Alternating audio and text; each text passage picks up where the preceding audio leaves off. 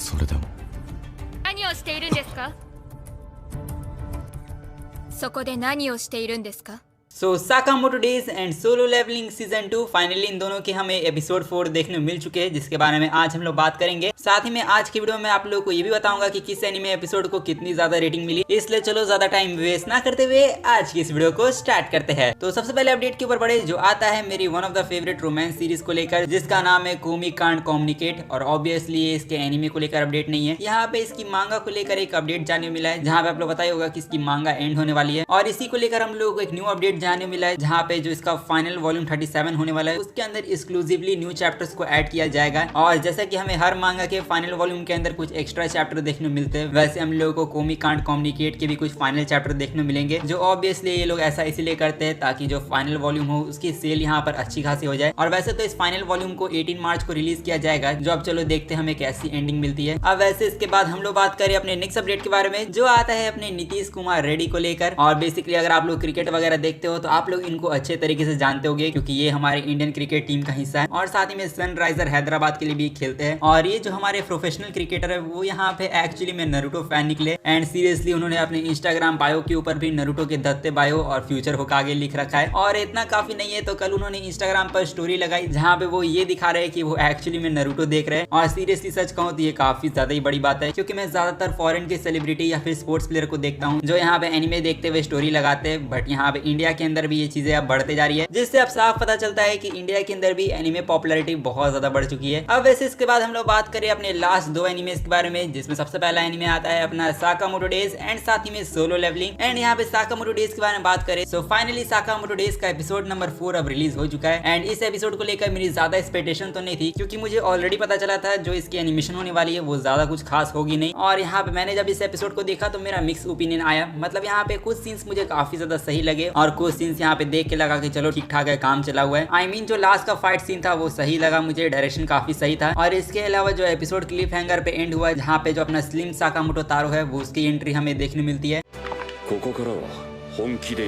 और उसकी एंट्री के क्लिफ हैंगर के साथ ही इस एपिसोड को यहाँ पर एंड कर दिया जाता है। बट एक चीज मैंने नोटिस किया है साकामोटो डेज एनीमे के अंदर, जहाँ पे इसकी जो एनिमेशन है वो ज्यादा क्लीन नहीं है, क्योंकि इसकी एनिमेशन अगर आप लोग सोलो लेवलिंग से कंपेयर करोगे तो इसकी एनिमेशन थोड़ी कम क्लीन लगेगी सोलो लेवलिंग के मुकाबले। बट ओवरऑल जैसे कि मैंने कहा कि ये एपिसोड बुरा नहीं था, यहाँ पे ये एपिसोड देखने लायक जरूर था। बट जहाँ तक ऑडियंस की ओपिनियन के बारे में बात करें तो यहाँ पे ऑडियंस की तरफ से भी हम लोग को मिक्स ओपिनियन देखने मिले, जहाँ पे कुछ लोगों को ये वाला जो एपिसोड है वो एपिसोड 3 से ही बेटर लगा और कुछ लोगों को ये एपिसोड बहुत ज्यादा ही बेकार लगा एनिमेशन के मामले में। और अगर आप लोग साकामोटो डेज की मांगा को एनिमे से कंपेयर करोगे तो यहाँ पे ऑब्वियसली लोग मांगा को चूज करेंगे, क्योंकि मांगा के अंदर कुछ कुछ पैनल्स ऐसे हैं जो एनिमे से बेटर है। और मेरे हिसाब से शायद लोगों को साकामोटो डेज की कुछ इस टाइप की एनिमेशन चाहिए जो आप लोग अपनी स्क्रीन पर देख रहे हो। और ये जो फैन आर्ट आप लोग देख रहे हो उसमें जिस तरीके से जो एनिमेशन का आर्ट स्टाइल यूज किया गया है वही एनिमेशन स्टाइल यहाँ पे लोगों को चाहिए। और कुछ लोग तो ये भी कह रहे हैं कि यहाँ पे साकामोटो डेज को यहाँ पे मापा स्टूडियो को एनिमेट करना चाहिए था, तब इसकी एनिमेशन ऐसी लेवल की होती। बट चलो आप लोगों का साकामोटो डेज के एनिमे अडैप्टेशन को लेकर क्या ओवरऑल ओपिनियन है वो आप लोग कमेंट में शेयर कर सकते हो। अब वैसे साकामोटो डेज की एनिमे के अंदर मुझे एक शिकायत है, जिसको लेकर शायद ही मैंने किसी को इंटरनेट के ऊपर बात करते हुए देखा है, क्योंकि यहाँ पे जितने भी साकामोटो डेज के मांगा रीडर्स है जिन्होंने साकामोटो डेज की मांगा को ऑलरेडी रीड कर रखा है मेरी तरह, तो आप लोग पता ही होगा कि साकामोटो डेज एनिमे अडैप्टेशन के अंदर एक बहुत बड़ी मिस्टेक हम लोग को देखने मिली, या फिर इसको जानबूझ के किया गया वो तो मैं नहीं जानता हूँ। बट साकामोटो डेज के स्टार्टिंग के 2 चैप्टर को इन लोगों ने स्किप कर दिया। और अगर आप लोग मांगा रीड करने जाओगे तो चैप्टर 2 और चैप्टर 3 के अंदर जो कंटेंट हम लोग को देखने मिला था उसको यहाँ पे ऑलमोस्ट इन लोगों ने एनिमे के अंदर स्किप कर दिया। और एनिमे के अंदर ये जो सीन है उनको स्किप क्यों किया गया वो तो मैं नहीं जानता हूँ। बट सच कहूँ तो ये देखकर बुरा लगता है, क्योंकि ओरिजिनल सोर्स मटेरियल के अंदर छेड़छाड़ करना मुझे पसंद नहीं है। और यही काम हमारा सोलो लेवलिंग भी कर रहा है। बट यहाँ पे साकामोटो डेज के अंदर तो डायरेक्टली 2 चैप्टर को ही स्किप कर दिया गया, जो पता नहीं आजकल ये जापान के अंदर कंटेंट कट करने वाला जो सिस्टम बन चुका है वो मुझे बिल्कुल पसंद नहीं है। अब हालांकि सोलो लेवलिंग को मेंशन कर चुके हैं तो यहाँ पे सोलो लेवलिंग सेकंड सीजन के एपिसोड नंबर 4 के बारे में बात करें। और जैसा कि मैंने आप लोग कहा था कि इस एपिसोड के अंदर हम लोग को ना के बराबर एक्शन सीन देखने मिलेगा, तो वही चीज हमें देखने मिली, जहाँ पे इस एपिसोड के अंदर मोस्टली कैरेक्टर इंटरेक्शन थे। एंड साथ ही वो कोरिया को उनका 10th एस रैंक हंटर भी मिल गया, जो अपना संग जिनवू है। और अगर इतना काफी नहीं था तो एपिसोड 4 के लास्ट में हम लोग को अपने हंटर चाहिन और अपने जिनवू का फर्स्ट इंटरेक्शन देखने मिला। और जिन्होंने भी मानवा पढ़ रखा है उन्हें पता है कि यहाँ पे लव एट फर्स्ट स्मेल वाला सीन होने वाला है। बट ओवरऑल ये जो लास्ट में चाहिन वाला सीन था उसी पे इस एपिसोड को एंड कर दिया गया, जो काफी सही क्लिफ हैंगर था। एंड सोलो लेवलिंग के एनिमेशन को जब भी मैं देखता हूँ तो मुझे अच्छा लगता है देखकर, क्योंकि इसकी जो एनिमेशन है वो बहुत ज्यादा क्लीन है। एंड हालांकि यहाँ पे एनिमेशन भले इसकी अच्छी हो, बट सोलो लेवलिंग को लेकर भी बहुत सारी शिकायतें हम लोगों को देखने को मिलती है ऑडियंस की तरफ से, जहाँ पे बहुत सारे लोगों को ये लगता है ये जो एपिसोड है वो बहुत जल्दबाजी में खत्म हो जाता है। और एपिसोड 4 को लेकर कुछ शिकायतें भी हम लोग को देखने मिली, जहाँ पे लोगों के हिसाब से ये वाला जो एपिसोड था वो यहाँ पे डिसअपॉइंटिंग था, वो कुछ ज्यादा खास अच्छा नहीं था। और स्पेशली हंटर चाहीन वाला जो सीन था वो यहाँ पे कुछ लोगों को अच्छा भी लगा और कुछ लोगों को सही नहीं लगा। बहुत सारे लोगों के हिसाब से मानवा का जो सीन था वो ज्यादा सही था एनिमे के मुकाबले में। बट आप लोग के हिसाब से ये वाला एपिसोड कैसा लगा आप लोगों को, वो आप लोग मुझे कमेंट में जाके बता सकते हो। अब हालांकि रेटिंग के बारे में बात करें तो यहाँ पे मैं साकामोटो डेज के एपिसोड नंबर 4 को 8.2 आउट ऑफ 10 की रेटिंग दूंगा। और जहां तक सोलो लेवलिंग के बारे में बात करें तो सोलो लेवलिंग के एपिसोड नंबर 4 को यहाँ पे मैं 8 आउट ऑफ 10 की रेटिंग दूंगा। बट ऑब्वियसली ये सिर्फ मेरा ओपिनियन है, तो आप लोग इन एपिसोड को जितनी रेटिंग देना चाहते हो वो आप लोग दे सकते हो। अब हालांकि इन सब चीजों को साइड में रखो और यहाँ पे हम लोग बात करें एक ऐसे एनिमे के बारे में जो दिन पर दिन कुछ ज्यादा ही नॉटी होते जा रहा है, और मैं बात कर रहा हूँ बेहिनेको एनिमे के बारे में। बट इस एनिमे को जब मैं देखता हूँ तो मुझे ऐसा क्यों लगता है कि इस एनिमे को सिर्फ फैन सर्विस के लिए बनाया गया है, क्योंकि एक तो इसका अनसेंसर वर्जन अवेलेबल है ही, बट साथ ही में जो एल्फ है वो कुछ ज्यादा ही नॉटी होते जा रही है। जो चलो जितने भी मैन ऑफ कल्चर के लोग हैं वो इस एनिमे को देखो और मजे करो। और अब हम लोग बात करें अपने पिछले वीक के एनिमे एपिसोड्स की रेटिंग के बारे में, जिसके बारे में आप लोग पता ही होगा कि हम लोग हर वीक एनिमे IMDb रेटिंग्स के बारे में बात करते हैं, जहाँ पे पिछले वीक कौन से एपिसोड को कितनी रेटिंग मिली वो मैं आप लोग बताऊं। तो यहाँ पे नंबर 1 पर अगर आप लोग गेस करो कि अपना सोलो लेवलिंग होगा, तो मैं बता दूं नंबर 1 पे सोलो लेवलिंग नहीं है। यहाँ पे नंबर 1 पे जो एनिमे है वो है अपना लिंक क्लिक का सीजन 3, एंड यहाँ पे जो इसका 5th एपिसोड है उसको यहाँ पे 9.4 की IMDb रेटिंग मिली, जो मेरे हिसाब से 100% डिजर्व करता है, क्योंकि इसका एपिसोड 5 मुझे एक्चुअली में काफी ज्यादा अच्छा लगा। अब हालांकि नेक्स्ट एनिमे के बारे में बात करें जो आता है अपने सोलो लेवलिंग सीजन 2 का एपिसोड नंबर 4, जिसको 9.1 की IMDb रेटिंग मिली। बट थर्ड नंबर के बारे में बात करें जिसपे आता है अपने डॉक्टर स्टोन के फाइनल सीजन का एपिसोड नंबर 3, जिसको 8.8 की IMDb रेटिंग मिली। और इसके साथ में हम लोग बात करें अपने नंबर 4 के बारे में, जिसके ऊपर 2 एनिमेज आए हैं। पहला आता है अपने ऑर्ब on the movement of the earth का एपिसोड नंबर 17, जहाँ पे इसको 8.7 आउट ऑफ 10 की रेटिंग मिली। और इसके साथ में ड्रैगन बॉल दाइमा का जो एपिसोड 15 है उसको भी यहाँ पे 8.7 की रेटिंग मिली। और अगर ये काफी नहीं है तो अपने ब्लू बॉक्स के एपिसोड 16 को भी 8.7 की रेटिंग मिली। और द एपोथेकेरी डायरीज का जो सीजन 2 का एपिसोड 3 है उसको 8.4 की रेटिंग। और साथ ही में साकामोटो डेज के एपिसोड नंबर 3 को 8.3 की रेटिंग। और इशुरा का जो सीजन 2 का एपिसोड नंबर 3 है उसको यहाँ पे सबसे कम रेटिंग मिली है, जहाँ पे इसको 5.8 की IMDb रेटिंग मिली। और भले हम लोग देख सकते हैं कि साकामोटो डेज को 8.3 की रेटिंग मिली है, बट अब साकामोटो डेज फैंस ये जानना चाहते हैं कि अब साकामोटो डेज के एनिमे को कभी 9+ रेटिंग मिलेगी या नहीं। तो देखो 9+ रेटिंग तभी मिलेगी साकामोटो डेज एनिमे को जब तक इसका जो फैंडम है वो यहाँ पे सेटिस्फाई ना हो जाए एनिमेशन से। बट यहाँ पे आप लोगों में से कुछ लोग ये भी पूछते हो कि यहाँ पे इस एनिमे की IMDb रेटिंग मैंने आप लोगों को नहीं बताया, इसको कितनी रेटिंग मिली, उसको कितनी रेटिंग मिली। तो देखो जब तक मैं वीडियो बनाता हूँ तब तक यहाँ पे बहुत सारे एनिमे एपिसोड की रेटिंग को रिवील नहीं किया जाता है। बट चिंता मत करो, जो भी एनिमेस को मैं मिस कर दूंगा उन चीजों को मैं कम्युनिटी पोस्ट कर दूंगा यूट्यूब पर। अब ऐसे जो आप लोग रेटिंग अभी देख रहे हो अपनी स्क्रीन के ऊपर, वो रेटिंग यहाँ पे चेंज हो सकती है, बट जितनी रेटिंग अभी मुझे देखने मिली वो मैं आप लोग बता रहा हूँ। तो आप लोगों ने किस एनिमे एपिसोड को सबसे ज्यादा एंजॉय किया वो आप लोग मुझे बता सकते हो। और इसी के साथ यहाँ पे आज की इस वीडियो को यहीं पर एंड करते हैं। तो अगर आप लोग मेरे साथ अभी तक इस वीडियो को देख रहे हो तो जाके इस वीडियो को लाइक कर दो, और लाइक करने जा रहे हो तो चैनल को भी सब्सक्राइब करके रख लेना। और मैं मिलूंगा आप लोगों से नेक्स्ट वीडियो में, तब तक के लिए सायोनारा एंड पीस आउट। ओ एक सेकंड रुको, यहाँ पे मैं आप लोग बताना भूल गया, जो सोलो लेवलिंग सीजन 2 का एपिसोड 1 है वो भी अब हिंदी डब के साथ अवेलेबल हो चुका है। तो यहाँ पे जितने भी लोग सोलो लेवलिंग को हिंदी डब में देखते हैं वो इसके एपिसोड 1 को हिंदी डब में जाके देख सकते हैं।